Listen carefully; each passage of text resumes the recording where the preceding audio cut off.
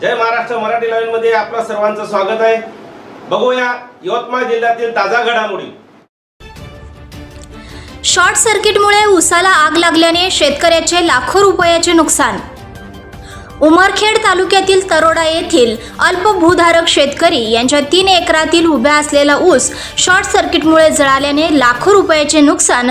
तरोडा येथील शेतकरी विनोद सुभाषराव खंडाळे यांच्या उभा असलेल्या ऊस पिकाला शॉर्ट सर्किटमुळे आग लागून संपूर्ण ऊस जळून गेल्याने लाखो रुपयाचे नुकसान झाल्याची घटना 14 सप्टेंबर 2024 रोजी सकाळी 11 वाजण्याच्या सुमारास घडली असून अंदाजे या शेतकऱ्याचे लाखो रुपयाचे नुकसान झाले असे शेतकऱ्याचे म्हणणे आहे। तेव्हा वीज वितरण कंपनीच्या कर्मचाऱ्यांना वारंवार सूचना देऊन देखील कर्मचाऱ्यांच्या दुर्लक्षितपणामुळे माझ्या शेतातील संपूर्ण उभा असलेला ऊस जळून खाक झाला। त्यामुळे वीज वितरण कंपनीने त्वरित नुकसान भरपाई द्यावी आणि दोषी असलेल्या कर्मचाऱ्यावर कठोर कारवाई करण्यात यावी अशी मागणी शेतकरी बांधवाकडून केली जात आहे। बघूया शेतकरी बांधवाची प्रतिक्रिया। लाईनीचे आहे ना, आम्ही लाईनमॅनला सांगितलं होतं वारंवार बुवा इथे तार टच होत आहे, पण त्याने काही केलं नाही। आडी म्हणून आमच्या इथे लाईनमॅन आहे, त्याला तक्रार देऊन त्याने काही तक्रारीचं हे केलं नाही, दुर्लक्ष केलं। समजा त्याच्या दुर्लक्ष त्यांच्या हायगईमुळे समजा यांच्या ऊसाला आग लागलेली आहे आणि यांचं जास्ती प्रमाणात नुकसान झालं, म्हणजे भरपूर 100% नुकसान झालेलं आहे, भरपूर ऊस जळालेला आहे यांचावाला। तरी तुम्ही बोला।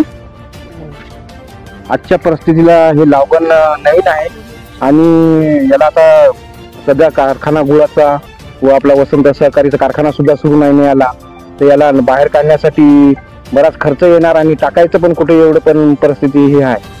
बाहेर टाकायला पण बाहेर टाकायला खर्च आहे, तोडाय खर्च आहे। तर शासनाने याची पूर्ण दखल घेऊन जरा याला नुकसान भरपाईचं जरा जास्तीत जास्त दिलं पाहिजे असं आम्ही समजायला हे करतो।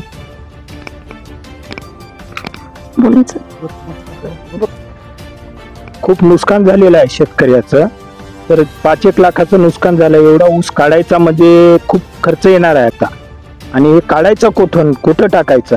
गुळाचे कारखाने बंद आहेत, साखर कारखाने बंद आहेत, आणि सरकारनं याच्यावर लक्ष द्यायचं आणि MSCBचा जो आडी लाईनमन आहे याच्यावर तात्काळ निलंबित करण्यात यावी, कारण त्याच्या हायगईमुळे ही सगळी घटना घडलेली आहे आणि MSCB याला जबाबदार राहणार आहे सगळ्यात।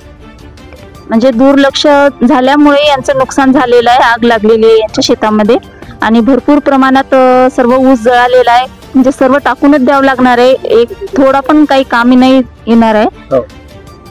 धन्यवाद।